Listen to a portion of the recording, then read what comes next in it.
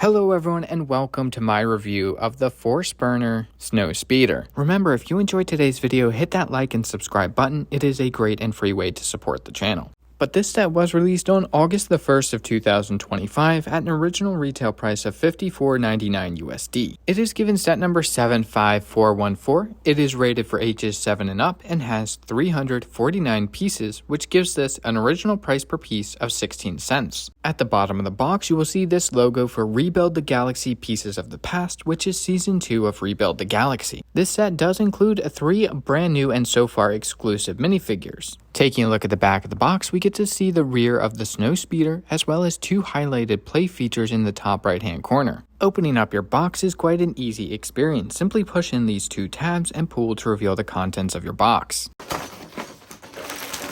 Inside of your box, you'll find a total of 4 numbered bags, 1 unfortunately large sticker sheet, a singular paper bag, and this bag does contain that brand new molded cockpit window piece. And lastly, you will also find your instruction manual. Taking a look at the final product, this is definitely a set that I have mixed feelings about, and we'll definitely get into more of that later on. But this video is to help you, the viewer, decide, is this set worth the $55 US they're asking? So we're going to go ahead and dive into the minifigures of this set first. Our first minifigure is the brand new Sig Greebling. For his accessory, we get an orange lightsaber, which looks absolutely sick here. This is the second time we've seen this character, but this is an updated figure with some nice reddish brown Jedi robes. Now the printing on this is phenomenal. You can definitely tell that this is supposed to be a dirty and tattered Jedi outfit, and it gets the job done very nicely. They do give him a secondary face print that is more sad / confused in nature. They do also give him some very nicely detailed back printing as well. Putting the 2 Sig Greebling figures side by side, as you can see, the one here on the left definitely looks more like a smuggler figure, while the new one looks like a Jedi. The similarities here are pretty much just the scarf and the hairpiece. All the other pieces are new, unique prints. Our next minifigure is Darth Dev, otherwise known as Darth Devastator. For his accessory, they do give him the traditional red lightsaber. Now, they do give this minifigure some phenomenal torso and leg printing that is incredibly well detailed. He definitely reminds me a lot of the Winter Soldier in this particular outfit. Maybe it's just this arm printing, but this just screams the Winter Soldier to me. And yes, as far as I can tell, this is the exact same arm printing that we saw on Darth Dev from the Dark Falcon set. This minifigure does get a secondary face print that is more aggressive in nature. He also comes with some very nicely detailed back printing. Comparing this Darth Dev to the one from the Dark Falcon, you can see that there is dramatic differences when it comes to the torso, leg printing, and even the face printing.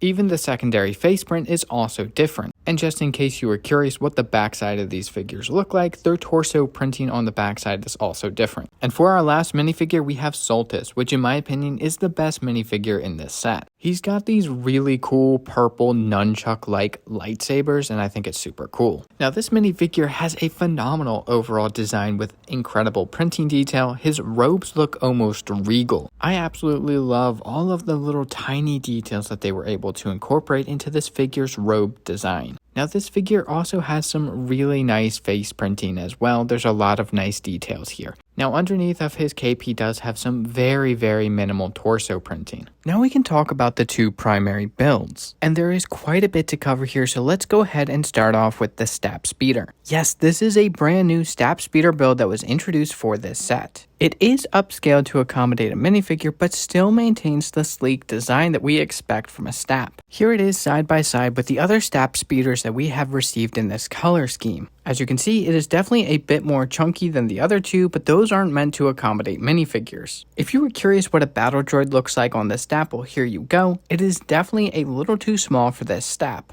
Turning our attention to the Force Burner Snowspeeder, I'm so sorry, but I built this piece wrong and you're going to notice it throughout the video. So let's start out by talking about the play features of this set. So you flip this over and you will find a speeder attached that you can pop out. This speeder is very reminiscent of a speeder that we would see in a battle pack. It is nothing super special. It can, of course, accommodate one minifigure, and it does have a handlebar for them to grab onto. It definitely feels a little bit stubby, but I think that has to do with the fact that it has to fit back in the Snowspeeder. But overall, the design isn't bad. I do like the color scheme, and it does have some nice details. And of course, I love the inclusion of the trans orange studs to mimic thrust. At the very front of the speeder, you do have these two triangle pieces here that unfortunately are stickered, and it isn't terribly hard to line them up, but to get them to both match perfectly can be a little tricky. On the back of the speeder, you do have this clip piece. And on the underside of the Snowspeeder, you do have this little yellow bar here. And it is incredibly easy to attach your speeder. It simply clicks into place. And this is what the rear cockpit looks like with the window open and the speeder installed. There is a little bit of gapping, but that is just to be expected. Now this is what the view of the minifigure looks like with the cockpit window closed. He can definitely see out, but he is just a little bit too far down in order to see out properly.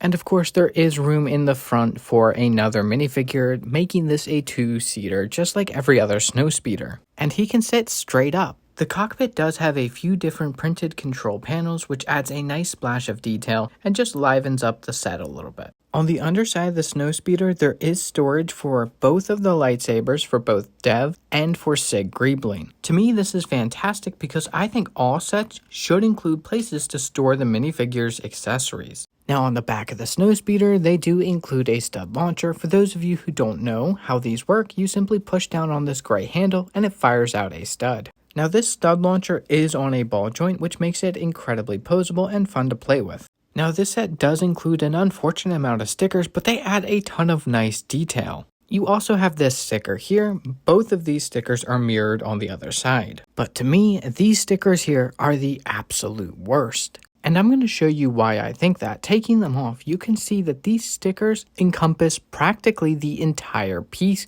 and is on both sides.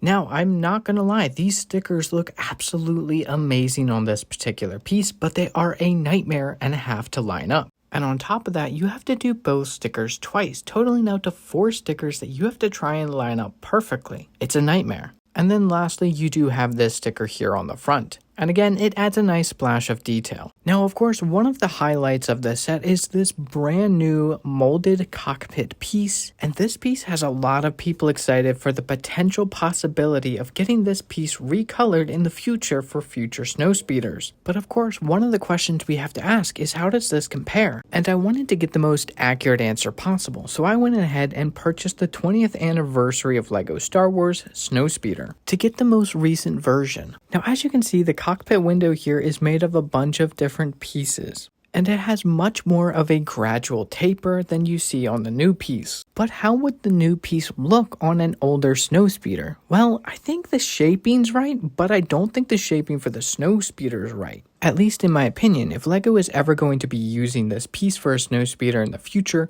they're going to have to shorten the Snowspeeder by about 2 to 3 studs. And of course, I did have to show you what the cockpit construction would look like on the new Force Burner Snowspeeder. Now I have the 3 Snowspeeders here, the 20th anniversary, the 2014, and the Force Burner Snowspeeder.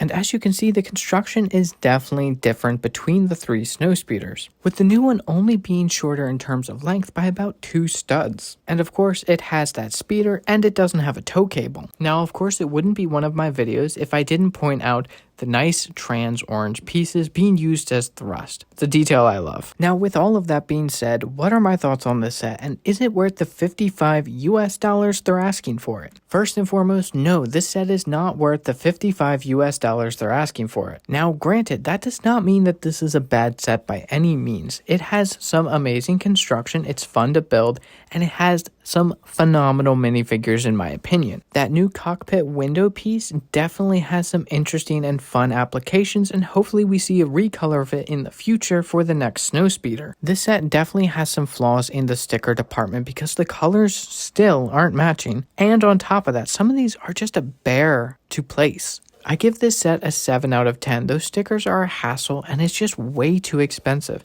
I would recommend trying to get this set for around 30% off. If you can get it for $39.99, I think that's a great deal in my opinion. And that is everything I have to say on this set. Thank you so much for watching. I hope you enjoyed, and I hope you found this video helpful for your purchasing decisions. If you did enjoy the video or found it helpful, please let me know by leaving a like. Let me know your thoughts on this set in the comment section down below. And don't forget to hit that subscribe button on our journey to 1,500 subscribers. Join the community Discord. The link is in the description below. And until next time, stay bricked up and enjoy what you love.